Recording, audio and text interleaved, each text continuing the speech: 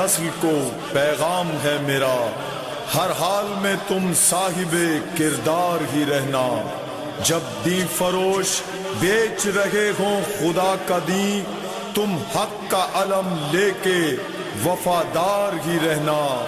ہر بے ضمیر دشمن شبیر سے لڑ کر تم دار پہ بھی میثم تمار ہی رہنا۔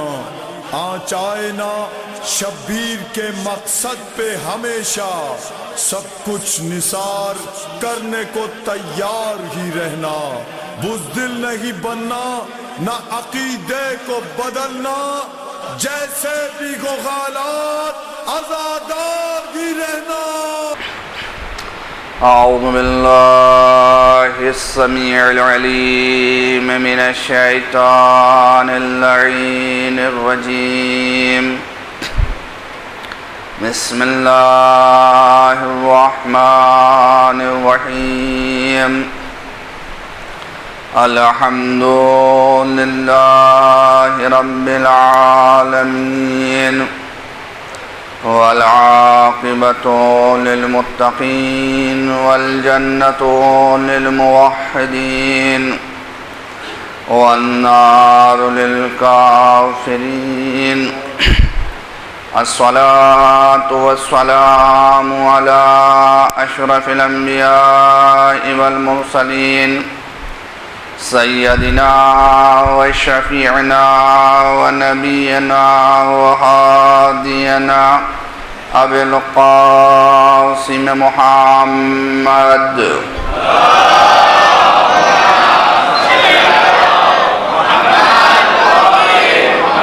و آلہ الطیبین الطاہرین المعصومین المظلومین، وَلَعْنَةُ اللَّهِ عَلَىٰ أَعْدَائِهِمْ أَجْمَعِينَ مِنَ الْآنِ إِلَىٰ قِيَامِ يَوْمِ الدِّينِ۔ أَمَّا بَعْدُ فَقَدْ قَالَ اللَّهُ تَبَارَكَ وَتَعَالَىٰ فِي كِتَابِهِ الْكَرِيمِ، بِسْمِ اللَّهِ الرَّحْمَٰنِ الرَّحِيمِ۔ والعصر ان الانسان لفی خسر الا الذین آمنوا وعملوا الصالحات وتواصوا بالحق وتواصوا بالصبر۔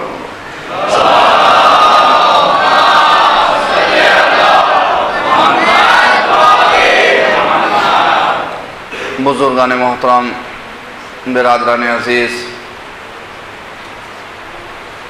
پہلی محرم کو جو سلسلہ گفتگو شروع کیا تھا، الحمدللہ آج وہ اپنے تیسرے مرحلے میں داخل ہو رہا ہے۔ موضوع آپ حضرات کے ذہن میں موجود ہے، عمل صالح کے فوائد۔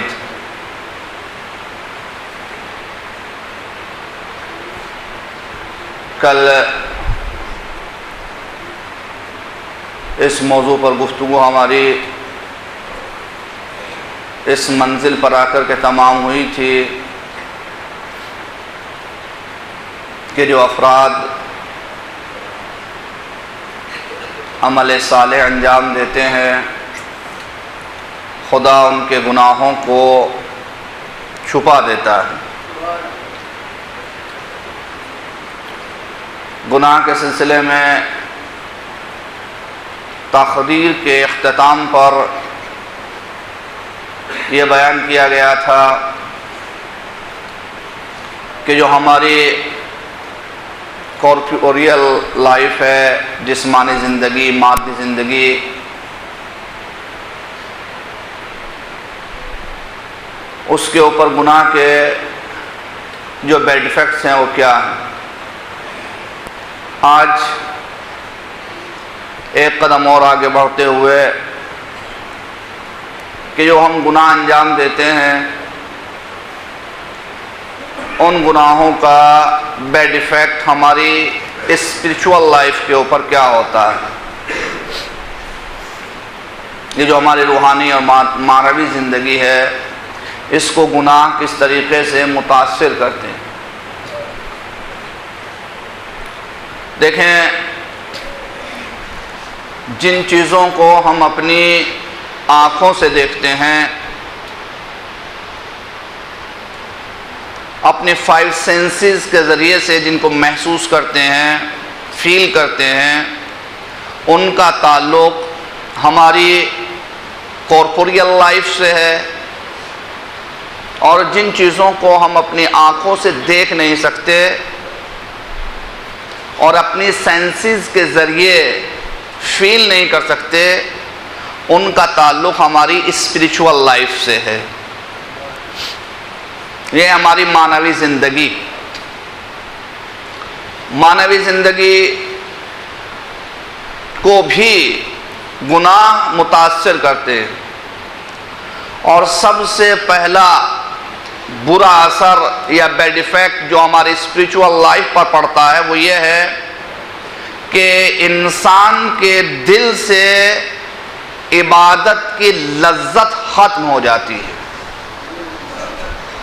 دیکھیں، اللہ نے اپنی عبادت میں ایک شیرنی رکھی ہے، سویٹنیس اس میں پائی جاتی ہے، مٹھاس پایا جاتا ہے عبادت میں۔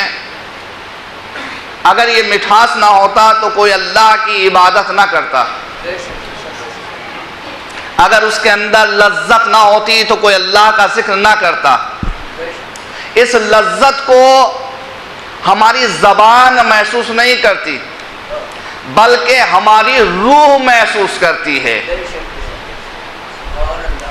جناب داؤد علیہ السلام سے اللہ نے خطاب کرتے ہوئے ارشاد فرمایا، اے داؤد، جب میرا کوئی بندہ گناہ پر گناہ کرتا ہے اور اس گناہ کے لیے استغفار نہیں کرتا، میری بارگاہ میں توبہ نہیں کرتا، تو میں اس کو بہت سی سزائیں دیتا ہوں،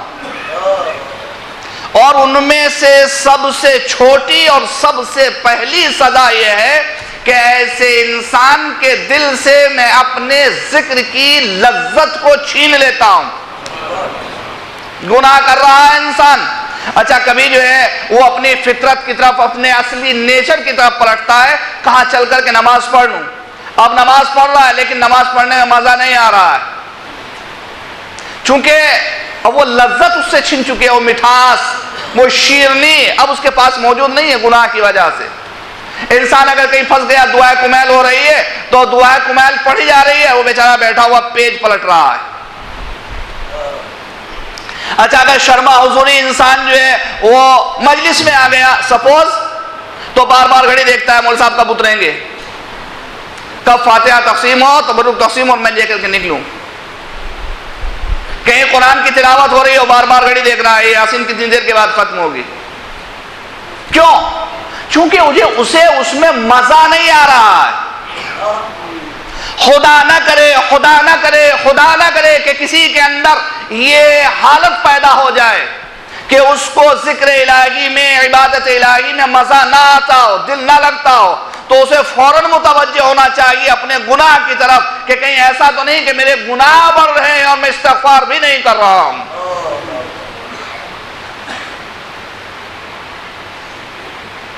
حالت یہ ہو جاتی ہے۔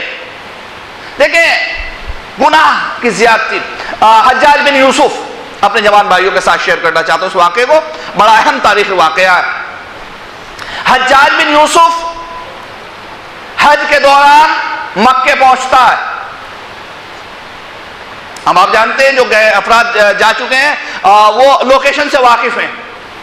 خانہ کعبہ، اس کے چاروں طرف مسجد الحرام، اکثر و بیشتر یہ ہوتا ہے کہ لوگ جو ہے چاروں طرف مسجد الحرام میں بیٹھتے ہیں، خانہ کعبہ کو دیکھتے رہتے ہیں، کیونکہ خانہ کعبہ کو دیکھنا بھی عبادت ہے۔ صرف خانہ کعبہ کو دیکھنا عبادت نہیں ہے، قرآن کو دیکھنا بھی عبادت ہے۔ نہیں، ماں باپ کے چہرے کو محبت کے ساتھ دیکھنا عبادت ہے۔ بیٹھا ہوا ہے، لوگ بیٹھے ہوئے ہیں، طواف کر رہے ہیں لوگ، حجاج بن یوسف وہیں پر مسجد نبی میں جا کر کے بیٹھ گیا، اپنے ساتھیوں کے ساتھ باتیں کر رہا ہے۔ جو درباری علماء تھے انہوں نے کہا کہ حضور طواف کر لیجئے. خانہ کعبہ کی طرف دیکھا اور دیکھنے کے بعد کہا کیا کروں, دل نہیں چاہتا. اب آپ دیکھیے خانہ خدا میں پہنچنے کے بعد 4 قدم چلے, طواف شروع کر, دیکھا دل نہیں چاہتا. کہا نماز پڑھ لیجیے یہیں پر کھڑے ہو کر کے. کہا بھی گفتگو کر رہا ہوں. چند گھنٹے بیٹھا, اسی طریقے سے گفتگو کر کے مسجد الحرام سے باہر آ گیا. لذت عبادت, لذت ذکر الہی نکل گئی. دیکھیں اس کی کیفیت جانتے ہیں اب کیا ہوئی؟ اس نے تقریباً تنہا نے کئی لاکھ شیعیان علی بن ابی طالب علیہ السلام کو قتل کیا. حجاج بن یوسف کیسے کیسے گناہ انجام دیے اس نے. آخری وقت جب اس کا آیا, جوان بھائی, جب اس کا آخری وقت آیا تو اس کو بیماری لگی. بیماری کیا ہے؟ باہر سے اس کا بدن ٹھنڈا رہتا ہے. کہتے ہیں چاروں طرف آگ روشن کی جائے تاکہ مجھے تھوڑی سی ہیٹ ملے, اور اندر سے اس کا بدن گرم رہتا تھا. پانی پانی پانی. اب دیکھیں اللہ جب اپنے بندے کو اس کے گناہوں کی وجہ سے جکڑتا ہے تو کیسی کیسی سزائیں دیتا ہے.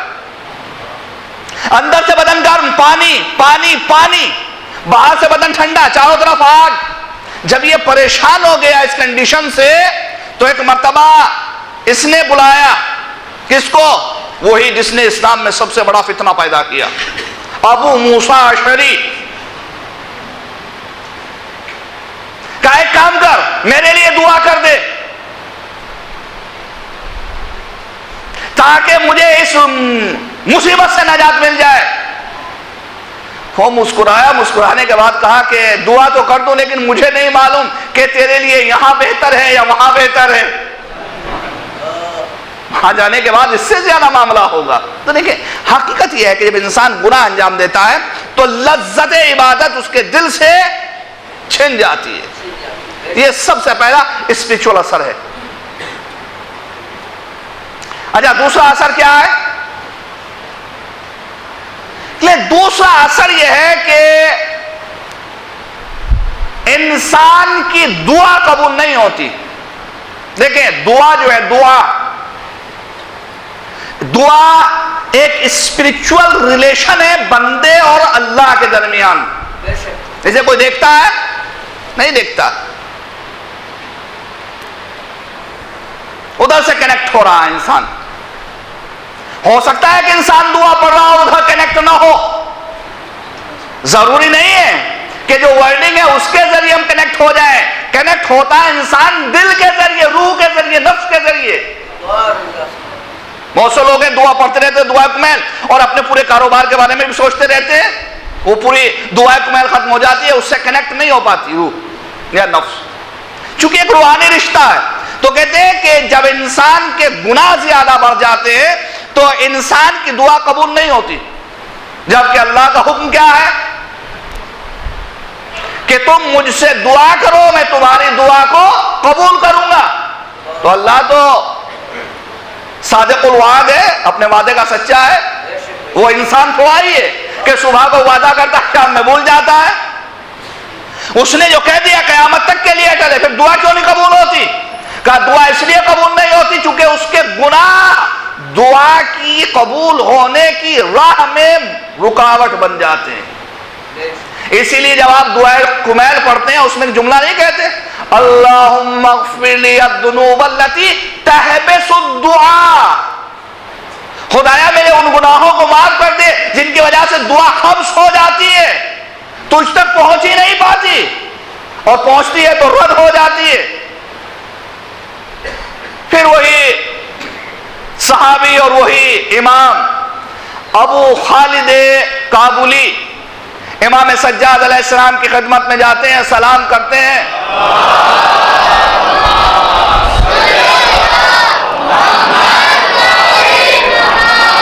اور سلام کے بعد عرض کرتے ہیں مولا وہ کون سے گناہ ہیں جن کی وجہ سے دعا رد ہو جاتی ہے؟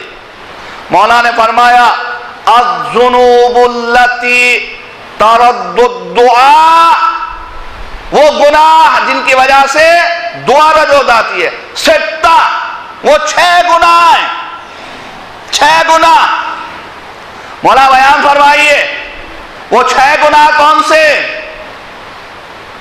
فرمایا الاول سوء النیہ، اگر انسان کی نیت اچھی نہیں ہے، انسان نیت کا برا ہے تو اس کی دعا قبول نہیں ہوتی۔ سچی نیت کے ساتھ اللہ سے دعا کرے دعا قبول ہوگی۔ یعنی نیت کا برا ہونا بذات خود ایک گناہ ہے۔ جناب موسیٰ علیہ السلام جب میقات پر جا رہے تھے تو راستے میں دیکھا کہ ایک انسان ہے جو رو رہا ہے، گریا کر رہا ہے، گڑ گڑا رہا ہے، اللہ سے زور زور سے چلا چلا کر کے دعا کر رہا ہے۔ اس انداز میں دعا کر رہا تھا جیسے کسی عورت کا کوئی بیٹا مر گیا ہو اور وہ گریا کر رہی ہو، آنکھوں میں آنسو، لہجہ غمگین، چلا رہا ہے۔ جناب موسیٰ کا دل بسیج گیا۔ جب پہنچے اور گفتگو شروع ہوئی اللہ سے، خدایا تیرے بندے کو چھوڑ کر کے آیا ہوں، ابھی بڑا رو رہا ہے، بڑا مشکل میں ہے، خدایا اس کی دعا کو قبول فرما۔ کہا کہ قبول نہیں کروں گا، اس کی دعا کو قبول نہیں کروں گا۔ خدایا کیوں؟ تو نے تو وعدہ کیا ہے۔ کہا وعدہ کیا ہے؟ خدایا بڑا بلگ رہا ہے، گریا کر رہا ہے، آنکھوں میں آنسو ہے، رنجیدہ ہے، اس کے باوجود تو دعا قبول نہیں کرے گا؟ کہا نہیں کروں گا۔ کہا معبود کیوں؟ کہا کہ گڑ گڑا تو رہا ہے لیکن اس کی نیت میری طرف سے صاف نہیں ہے، سوء النیہ، نیت بری ہے۔ تو اگر نیت بری ہو تو اللہ پھر دعا کو قبول نہیں کرتا۔ لہذا اللہ کے لیے اپنی نیت کو انسان خالص بنا دے، نیت خالص ہونی چاہیے۔ اگر نیت خالص ہو تو پھر اللہ دعا کو قبول کرتا ہے، اور اگر سوء النیہ ہے، نیت خراب ہے، تو اللہ دعا کو قبول نہیں کرتا۔ بالکل ایک دم ایک لسٹ میں آپ کے حوالے کر رہا ہوں وہ تیزی کے ساتھ۔ سیکنڈ، خبث السریرہ، انسان کی نفس کی اندرونی خباثت، یعنی اگر نفس انسان کا خباثتوں سے بھرا ہوا ہے، انسان نے اپنے نفس کا تزکیہ نہیں کیا ہے، اس نفس کو گناہوں میں آلودہ کر لیا ہے، پھر ایسے انسان کی دعا قبول نہیں ہوتی۔ خبث السریرہ، یہ خبث السریرہ ہے کیا؟ ہر وقت انسان کی فکر گندی رہنا، چیٹنگ، بے ایمانی، دھوکہ دھڑی، گناہ کی فکر، معصیت کی فکر، نافرمانی کی فکر، ایسی خیال ہمیں چاہتے رہتے ہیں جو شیطانی خیال ہیں۔ کبھی طہارت ہو، پاکیزگی ہو، الہی سلسلے کا کوئی خیال نہیں آتا، ہمیشہ خرافات میں گرا ہوتے ہیں معصوم افراد۔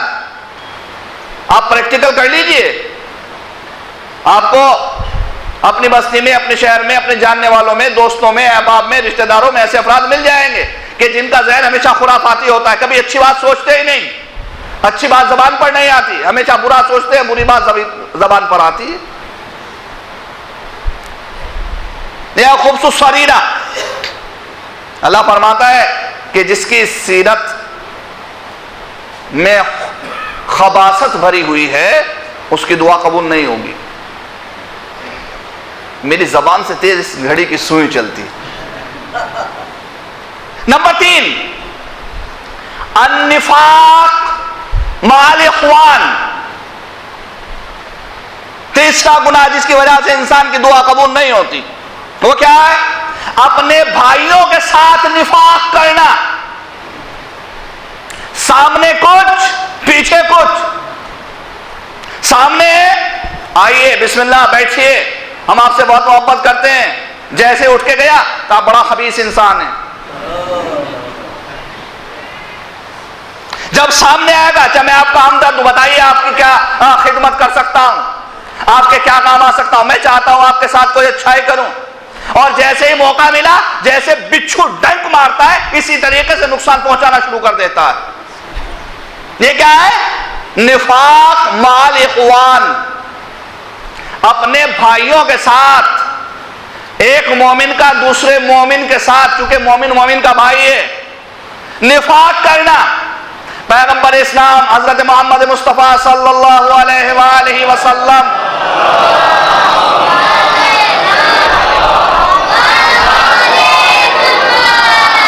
ارشاد فرماتے ہیں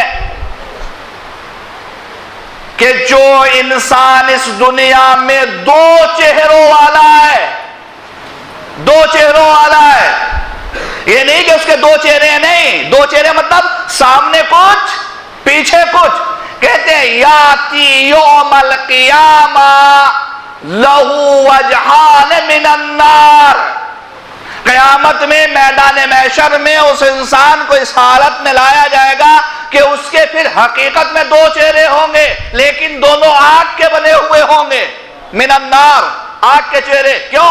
چونکہ اس نے اپنے مومن بھائی کو دنیاوی زندگی میں اپنے اس دوغلے پن سے نقصان پہنچایا ہے۔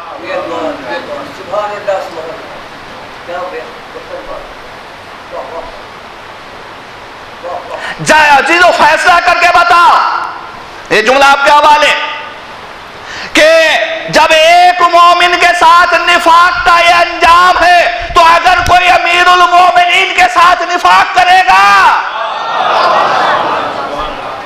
اس کا انجام کیا ہوگا؟ نفاق ایک ایسی چیز ہے کہ جس کا جہنم میں بھی سب سے نیچے کے درجے میں ٹھکانہ ہے۔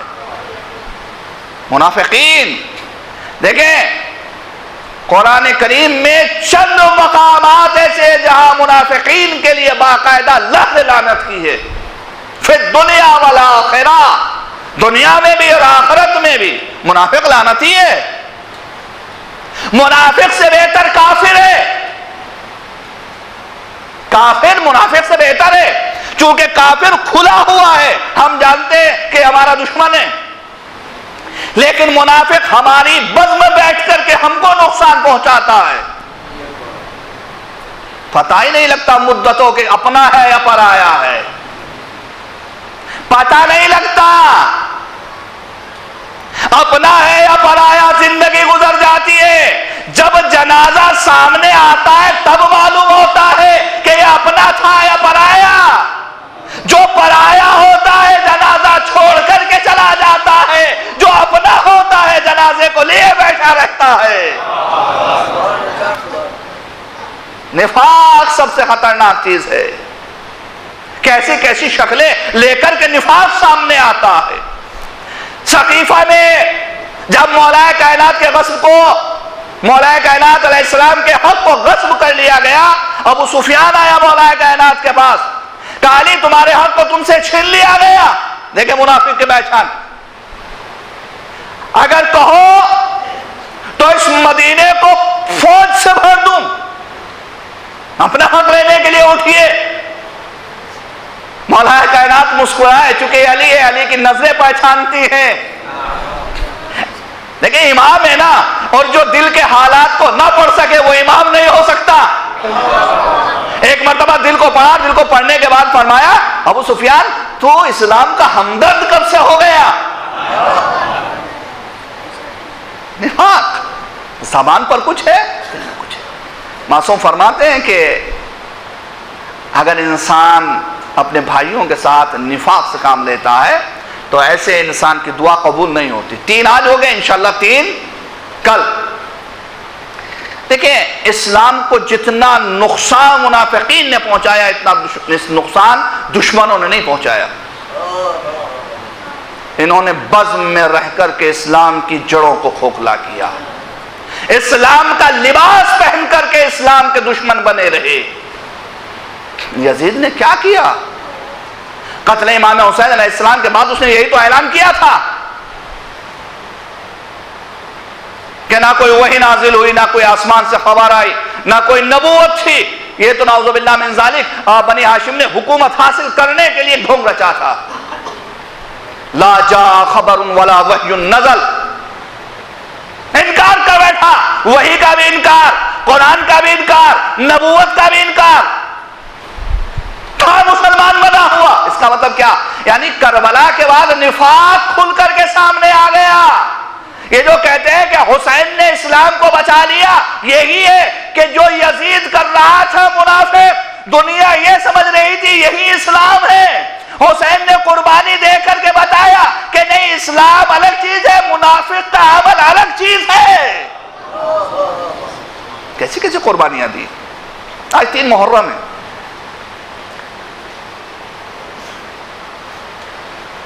ایک ایسا انسان جو اپنی زندگی کے آخری دنوں میں رہ راست پر آیا، کون؟ زہیر ابن قیل،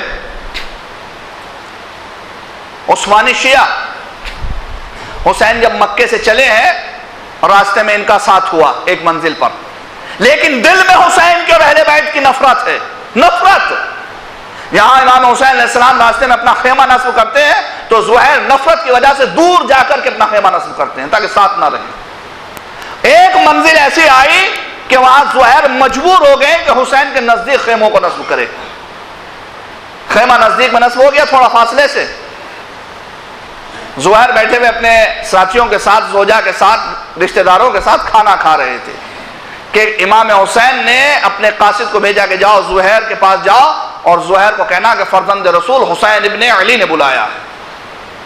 قاصد آیا، زہیر آئے، کہا کیا بات ہے؟ کہا کہ فرزند رسول نے یاد کیا۔ اب دیکھیں دشمن ہے، ایک مرتبہ گردن کو جھکا لیا۔ اس کی جو بیوی تھی مومنہ تھی، ایک مرتبہ کہتی ہے زہیر تجھے فرزند فاطمہ بلا رہا ہے اور تو بیٹھا ہوا ابھی کھانا کھا رہا ہے۔ کہا مجھے حسین سے محبت نہیں ہے۔ کہا جا کر کے ان کی بات سننے میں حرج کیا ہے؟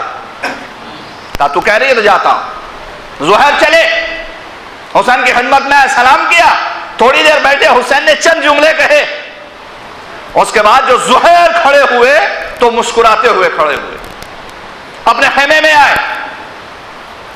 آنے کے بعد کہا کہ یہ ساز و سامان خیمے جلدی سے اکھاڑے جائے، حسین کے خیمے سے ملا کر کے اپنے خیموں کو نصب کیا جائے۔ حسین کے خیمے سے ملا کر خیمہ نصب ہو گیا۔ زوجہ نے پوچھا بات کیا ہے؟ اب تک اتنی دشمنی، اب اتنی محبت؟ کہا کہ نہیں، اب یہ جان میں حسین ابن علی پر قربان کروں گا، مجھے ہدایت مل گئی۔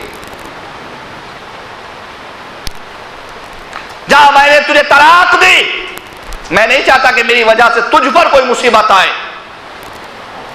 یہ مال و متاع سب دینا۔ اس کے چچا زاد بھائی، اس کے کزن ساتھ میں تھے، ان سے کہا کہ اس کو اس کے باپ کے خط تک پہنچا دینا، اب میں اپنی جان حسین ابن علی پر قربان کروں گا۔ زہیر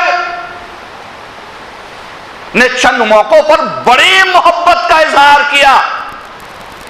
جب شام غریبہ میں حسین نے چراغ گل کر دیا کہ جس کا دل چاہے چلا جائے، تو سب سے پہلے زہیر نے کھڑے ہو کر کے کہا تھا فرزند رسول ایسا نہیں ہو سکتا کہ ہم آپ کو دشمنوں میں چھوڑ کر کے تنہا اور چلے جائیں، نہیں ہو سکتا، یہ جان اب آپ کے اوپر قربان ہوگی۔ عاشور کے دن جو خطبہ دیا ہے، اس میں جو فوری یزیدی کو خطاب کیا، اس میں بڑی محبت کا اظہار کیا۔ اور ایک وقت وہ بھی آیا کہ اپنی جان فرزند فاطمہ پر قربان کر دی۔ جب اسیروں کا لٹا ہوا قافلہ کوفے پہنچا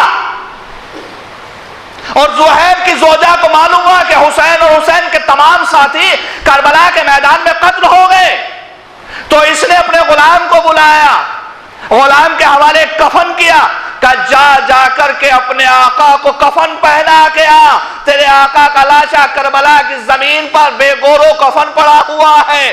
مقتل لکھتا ہے کہ زہیر کا غلام وہ کفن لے کر کے چلا، کربلا میں آیا، چاہتا تھا کہ زہیر کے لاشے کو کفن پہنائے، لیکن چاروں طرف لاشیں بکھرے ہوئے تھے، کہیں عباس کا لاشا، کہیں اکبر کا لاشا، کہیں قاسم کا لاشا، کہیں اونو محمد کے لاشے، کہیں حسین مظلوم کا لاشا۔ اس نے کفن کو بغل میں دبایا، واپس کوفہ آ گیا. زہیر کی زوجہ نے پوچھا کفن دے آیا؟ کہا کہ نہیں. کہا کیوں؟ کہا یہ کفن واپس لے آیا. کہا کس لیے؟ کہا بی بی تو نے مجھے ایک کفن دے کر کے بھیجا تھا، وہاں 72 لاجے بے گور و کفن تھے. ارے اپنے آقا کو کفن پہناتا یا فاطمہ کے لال کو کفن پہناتا. اِنَّا لِلَّهِ وَإِنَّا إِلَيْهِ رَاجِعُونَ. وَسَيَعْلَمُ الَّذِينَ ظَلَمُوا أَيَّ مُنْقَلِبٍ يَنْقَلِبُونَ. ماتم حسین.